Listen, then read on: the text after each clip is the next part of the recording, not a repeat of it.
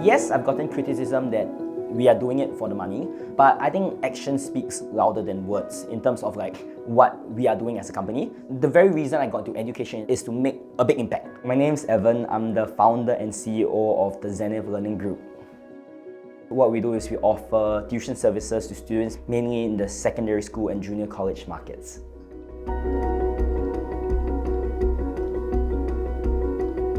Growing up, even though I was quite rebellious, I studied really hard, and I think that was actually how I even got into teaching in the first place. So I started teaching in junior college. I found that the best way for myself to learn was actually to teach others.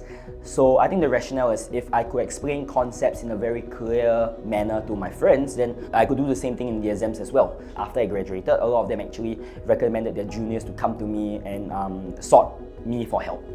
I was like, you know what, tuition can be a very, very good way to earn some money, but at the same time, it's a way to pass time while waiting for my enlistment. So yeah, I think it was towards the end of my second year in army where I really realized that education was something that I'm very passionate about. It actually checked all the right boxes in terms of what I wanted in a career, which is number one, it's something that I'm good at. Number two is something that I enjoy. Number three is something that has a real impact on society. And number four, of course, in terms of the income and the work-life balance, I think it was second to none. I decided that, you know what, let's just stay in Singapore, take all the money I've saved from the last few years, put it into a business account and start the company. I think a lot of people just see tuition or education as teaching, but there's actually a lot of aspects of the business that makes it very, very difficult to run a company, such as you need to understand finance, you need to understand marketing, you need to understand operations. So I guess at the start, there was a lot of mistakes that I made, which looking back were necessary mistakes, right? Because I feel like I adopted a win or learn mentality, right? There's no such thing as failures because out of your failures, that's where you learn the most. The Zenith that you see today has been built upon all those mistakes that I made at the start.